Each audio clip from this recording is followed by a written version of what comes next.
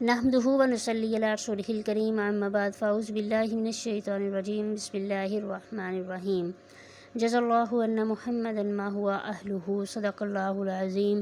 سامعین کرام، حاضر ہیں ایک نئے سبق کے ساتھ۔ امید ہے آپ سب لوگ خیر و عافیت سے ہوں گے۔ اللہ پاک آپ کو ایمان اور صحت کی اچھی حالت میں رکھے، آمین یا رب العالمین۔ آپ سب کو اپنے یوٹیوب چینل ترجمہ تفسیر پر خوش آمدید کہتی ہوں۔ السلام علیکم ورحمۃ اللہ وبرکاتہ۔ سامعین کرام، چلتے ہیں آج سبق کی طرف۔ سبق ہے ہمارا سورہ بقرہ کا رکوع نمبر 14 اور آیت نمبر 113 سے۔ عزیز سامعین، سبق شروع کرنے سے پہلے ایک چھوٹی سی گزارش آپ لوگوں سے کہ سبق کو مکمل سنا کرے، ویڈیو مکمل دیکھا کرے بغیر سکپ کیے۔ اگر آپ اس کو جو ہے وہ سکپ کر کے سنیں گے، آپ کو بات پوری طرح سمجھ میں نہیں آئے گی۔ تفسیر مختصر ہوتی ہے اور میں آپ کا زیادہ ٹائم بھی نہیں لیتی۔ مختصر وقت میں مختصر تفسیر کے ساتھ اللہ کا یہ پیغام، قرآن کا یہ پیغام آپ تک پہنچانے کی کوشش کرتی ہوں، تو پلیز ویڈیو پوری دیکھا کریں۔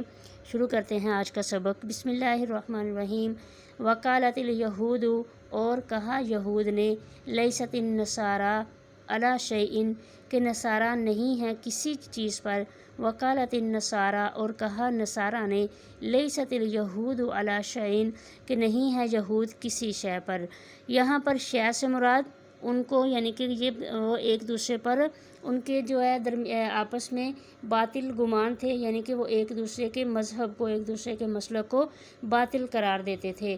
تو یہاں پر کہا جا رہا ہے کہ جو نصارہ تھے وہ سمجھتے تھے کہ یہود کسی بھی شریعت کے پیروکار نہیں، یعنی ان کے لیے کچھ بھی نہیں، اور نصارہ جو تھے وہ یہود کے متعلق یہی خیال کرتے تھے، یعنی ایک دوسرے کو سمجھتے تھے کہ وہ جو یہود تھے وہ سمجھتے تھے کہ صرف ہم ہی حق پر ہیں، نصارہ کسی حق پہ نہیں ہیں۔ جو نصارہ تھے وہ سمجھتے تھے کہ ہم ہی حق پہ ہیں، یہود حق پہ نہیں ہیں۔ وَهُمْ يَتْلُونَ الْكِتَابَ، اور حالانکہ یتلون الکتاب، وہ دونوں ہی کتاب پڑھتے ہیں، یعنی کہ یہ دونوں ہی کتاب پڑھنے والے ہیں۔ یہود کے پاس تورات ہے، عیسائیوں کے پاس، نصارہ کے پاس انجیل ہے، اس کے باوجود بھی یہ ایک دوسرے کے مذہب کو باطل سمجھتے ہیں۔ کذالک، اسی طرح، قال الذین، کہا ان لوگوں نے، لا یعلمون، جو نہیں جانتے، یعنی کہ جس طرح یہود و نصارہ ایک دوسرے پر الزام تراشی کرتے ہیں، اسی طرح ایک جماعت کے جو کتاب کے بارے میں جو بالکل کچھ بھی علم نہیں رکھتی، وہ بھی اسی طرح کی بات کہتے ہیں کہ کذالک، اسی طرح، قال الذین، کہا ان لوگوں نے، لا یعلمون، جو نہیں علم رکھتے، جو نہیں جانتے، کیا کہا، مثل قولہم، ان جیسی ہی بات، یعنی یہود و نصارہ جیسی بات وہ بھی کرتے ہیں۔ فاللہ یحکم، بس اللہ تعالیٰ، یحکم، فیصلہ کر دے گا، بینہم، ان کے درمیان، یعنی کہ جتنے بھی لوگ ایک دوسرے پر الزام تراشی کر رہے ہیں اور خود کو جو ہے وہ اچھا سمجھ رہے ہیں، اپنے مذہب کو دوسرے کے مذہب کو غلط قرار دے رہے ہیں، جتنے بھی یہ لوگ ایسے ہیں، تو یہ دنیا میں تو جو کچھ بھی کر لیں، فاللہ یحکم بینہم یوم القیامہ، اللہ تعالیٰ قیامت کے دن ان تمام لوگوں کے درمیان فیصلہ فرما دیں گے۔ یعنی تب پتہ چل جائے گا کس چیز میں فیصلہ فرما دیں گے، فیما کانوا فیہ یختلفون، کہ جس چیز میں یہ لوگ اختلاف رکھتے تھے، یعنی ان تمام چیزوں میں کہ جس میں یہ لوگ آپس میں اختلاف کرتے رہتے ہیں، کون سچا ہے کون جھوٹا ہے، قیامت کے دن ان تمام چیزوں کے متعلق ان تمام کے درمیان فیصلہ حق کے ساتھ ہو جائے گا۔ ومن اظلم ممن منع مساجد اللہ، اور اس شخص سے زیادہ ظالم کون ہوگا جس نے روکا مساجد اللہ، اللہ کی مسجدوں سے، ان یذکر فیہا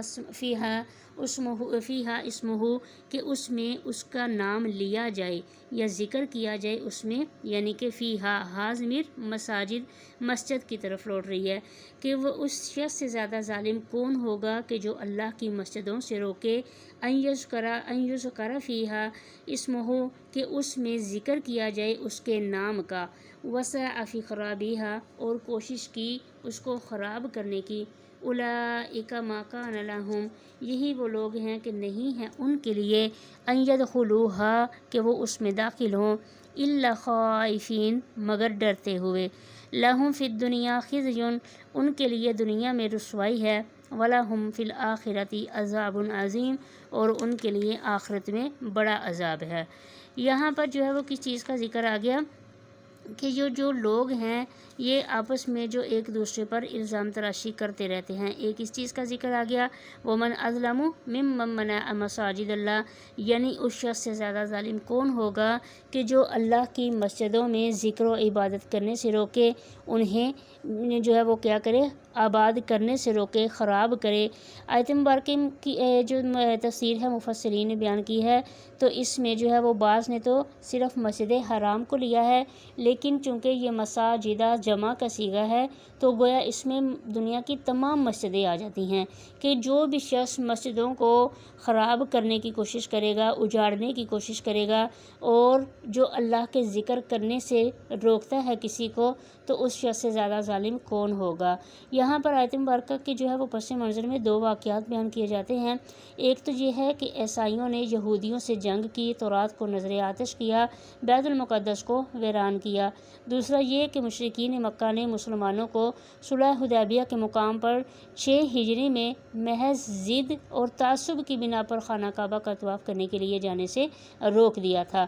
پہلے واقعے سے پتہ چلتا ہے کہ اہل کتاب تعصب پرستی، فرقہ بندی میں حد سے بڑھ چکے تھے، اور دوسرے ایک دوسرے کی عبادت گاہوں کا احترام ان کے دل سے اٹھ گیا تھا۔ اور دوسرے واقعے سے معلوم ہوتا ہے کہ مشرکین نے مکہ خانہ کعبہ کے متولی ہونے کی حیثیت سے اس غلط فہمی میں مبتلا تھے کہ بیت اللہ کی تمام تر اہمیت اور رونق کا انحصار وہ 360 بت ہیں کہ جو انہوں نے خانہ کعبہ میں رکھے ہوئے تھے۔ ان کے ذہن میں یہ تھا کہ اگر مسلمان جو ہیں وہ کیا ہو گئے، خانہ کعبہ میں مسجد حرام میں داخل ہو گئے، وہ ان بتوں کو ہٹا دیں گے، تو گویا یہ بت جب یہاں سے اٹھ جائیں گے تو مکہ کی خانہ کعبہ کی رونق ختم ہو جائے گی۔ مسجد کو ویران کرنے کا خیال تک دل میں لانا گناہ عظیم ہے۔ اس کے برعکس دلوں میں خوف رکھتے ہوئے مسجدوں کی آبادی اور رونق کا سامان کرنا چاہیے۔ تو یہاں بھی مفسرین نے جو ہے اس چیز کی وضاحت کس چیز میں کر دی کہ یہ لوگ جو ایسا کرتے ہیں ان کے لیے دنیا میں تو رسوائی ہے ہی ہے، آخرت میں بھی ان کے لیے بڑا عذاب ہوگا، عذاب علیم، کہ ان کے لیے کیا ہوگا، بڑا عذاب ہوگا۔ وَلِلَّهِ الْمَشْرِقُ وَالْمَغْرِبُ، اللہ ہی کے لیے ہے مشرق والمغرب اور مغرب، فَأَيْنَمَا، پس جس طرف بھی تولوا تم وہ منہ کرو، فَثَمَّ، اسی طرف وجہ اللہ، اللہ کو پاؤ گے۔ ان اللہ، بے شک اللہ، واسع علیم، اللہ وسعت والا، جاننے والا ہے۔ یہاں پہ ایک چیز آ گئی ہے، آگے جو ہے وہ آیات میں آگے جو ہے وہ سورہ بقرہ میں ہی ذکر آئے گا تحویل قبلہ کا، تو یہاں پہ اسی مضمون کے لیے، اسی چیز کے لیے ایک تمہید باندھی جا رہی ہے، یعنی ابتدا ہو گئی یہاں پر کس چیز کی، تحویل قبلہ کے حوالے سے آیت مبارکہ کی، کہ جب تحویل قبلہ ہوا، مشرکین مکہ جو ہے وہ بہت سارے لوگ اعتراضات کرنے لگے، اور ان کے جواب میں اللہ نے فرما دیا کہ تم جس طرف بھی منہ کر لو، ہر طرف اللہ کو پاؤ گے۔ اس کی تفسیر انشاءاللہ آگے سبق میں آئے گی۔ وَلِلَّهِ الْمَشْرِقُ وَالْمَغْرِبُ فَأَيْنَمَا تُوَلُّوا فَثَمَّ وَجْهُ اللَّهِ، یعنی کہ مشرق اور مغرب کس کے لیے ہے، اللہ کے لیے ہے، تم جس طرف بھی رخ کرو گے اللہ کی ذات کو اسی طرف پاؤ گے۔ یہاں پر یعنی کہ تمام سمتیں، تمام اطراف، تمام جہتیں صرف اور صرف اللہ ہی کے لیے ہیں۔ زمانے جاہلیت میں لوگ اللہ تعالیٰ کو زمان و مکان کا پابند سمجھتے تھے، لہٰذا وہ اللہ کی طرف منہ کرنا ضروری سمجھتے تھے، اور یہ وہ سمت خود ہی متعین کر لیتے تھے۔ اب یہود و نصارہ کا آپس میں اسی بات پر جھگڑا ہوتا تھا۔ دونوں کا قبلہ بیت المقدس تھا، لیکن ہر ایک نے ایک سمت مقرر کر رکھی تھی، وہ اسی سمت کو بہتر سمجھتے تھے، یعنی یہود نے مغربی سمت اور نصاری جو تھے نصارہ، انہوں نے مشرقی سمت کو منتخب کر رکھا تھا۔ قرآن پاک نے اس عقیدہ باطل کی نفی کر دی گئی اور واضح طور پہ فرما دیا کہ اللہ تعالیٰ کسی خاص سمت کے اندر محدود نہیں ہے، وہ کسی خاص مکان میں قید نہیں، تم جس طرف بھی منہ کرو گے اسی طرف اللہ کو پاؤ گے۔ ایک جو ہے وہ اس آیت مبارکہ کا یہ بھی مطلب نکلتا ہے کہ مسافر اور جو سوار ہوتا ہے وہ اس کے لیے قبلہ کی طرف جو ہے وہ رخ کرنا مشکل ہوتا ہے، تو اس لیے حکم ہوا کہ اگر کوئی سفر میں ہے، کوئی سواری پر سوار ہے، تو وہ جس طرف بھی اس کا رخ ہے وہ اسی طرف رخ کر کے نماز پڑھ لے، کیونکہ اللہ تو ہر طرف ہے، اللہ ہر جگہ پہ ہے، ہر سمت میں ہے۔ اور مزید جو ہے وہ اس کی کیا گئی کہ اللہ جو ہے وہ بہت زیادہ جاننے والا اور وسعت والا ہے، واسع علیم، یعنی اللہ تعالیٰ محدود تنگ دل، تنگ نظر، تنگ دست نہیں ہے کہ جیسا کہ تم لوگوں نے خود ہی قیاس کر رکھا ہے، بلکہ اس کی خدائی بھی وسیع ہے، اس کا زاویہ نظر، دائرہ فیض بھی وسیع ہے۔ وہ یہ بھی جانتا ہے کہ اس کا کون سا بندہ کہاں، کس وقت اور کس نیت سے اس کو یاد کر رہا ہے۔ اللہ تبارک و تعالیٰ ان تمام چیزوں کو جاننے والے ہیں۔ وَقَالُوا اتَّخَذَ اللَّهُ، اور انہوں نے کہا بنا لی اللہ نے ولدن اولاد، سبحانہ وہ ذات پاک ہے۔ اب یہاں اس چیز کا ذکر آ گیا، اس میں مشرکین مکہ کا ذکر ہے۔ مشرکین مکہ یہ معاذ اللہ کیا سمجھتے تھے؟ فرشتوں کو اللہ کی بیٹیاں کہتے تھے۔ جو نصارہ تھے، عیسائی جو تھے، وہ بھی ایسی جو ہے وہ کیا تھے؟ شرک میں مبتلا تھے۔ معاذ اللہ وہ اللہ تعالیٰ کو، وہ حضرت عیسیٰ علیہ السلام کو اللہ کا بیٹا سمجھتے۔ یہود میں پوری طرح یہود جو اس چیز کے جو ہے وہ ماننے والے تو نہیں تھے، لیکن یہود کا بھی ایک گروہ تھا جو حضرت عزیر علیہ السلام کو اللہ کا بیٹا مانتے تھے معاذ اللہ۔ تو یہاں پر اسی چیز کا ذکر آ گیا، وقالو انہوں نے کہا، یعنی یہ تمام لوگ جو ہیں یہ اللہ کے متعلق یہ گمان رکھتے ہیں کہ اللہ کے ہاں یعنی اللہ کی اولاد ہے۔ سبحانہ اس چیز کی کیا ہو گئی؟ تردید ہو گئی، رد کر دیا اس چیز کو کہ وہ تو ذات کیا ہے؟ پاک ہے۔ بل لہو ما فی السماواتی، بلکہ اسی کے لیے ہے جو کچھ آسمانوں میں ہے، والارض اور جو کچھ زمین میں ہے، کل لہو قانتون، سب اسی کے لیے قانتون فرما بردار ہیں۔